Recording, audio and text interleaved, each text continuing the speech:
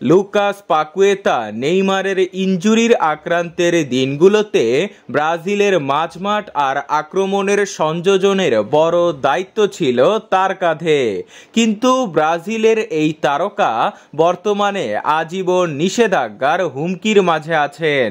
তার বর্তমান club West হাম ইউনাইটেডও আশঙ্কা করছে ইংলিশ ফুটবলের নিয়ন্ত্রণ সংস্থা এফ-এর বিরুদ্ধে আইনি লড়াইয়ে হারতে চলেছেন এই ব্রাজিলিয়ান মিডফিল্ডার। বেটিং রুলস ভঙ্গ করা বা সহজ কথায় স্পট ফিক্সিং কেলেঙ্কারির কারণে লুকাস পাকুয়েতার ওপর এমন নিষেধাজ্ঞা আসতে পারে বলে জানিয়েছে ইংলিশ গণমাধ্যম ডেইলি মেইল। ক্লাবের একাধিক সিনিয়র সূত্র মেইল স্পোর্টসকে জানিয়েছে তারা এই মামলায় জয়ী হওয়ার ব্যাপারে খুব একটা আত্মবিশ্বাসী না, কারণ এরই মাঝে ক্লাব ও খেলোয়াড়ের বিপক্ষে বেশ বড় রকমের আশঙ্কা দেখা দিয়েছে।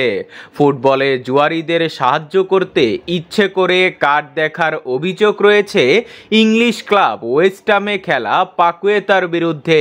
ইংলিশ এফ-এ তাদের অভিযোগে বলেছে 2022 সালের 12ই নভেম্বর লেস্টার সিটি, 2023 সালের 12ই মার্চ অ্যাস্টন ভিলা ও 21শে মে লিডস ইউনাইটেড ও 12ই আগস্ট বোর্নমাউথের সঙ্গে ওয়েস্ট হামের ম্যাচে ইচ্ছে করে কার্ড দেখেছেন পাকুয়েতা।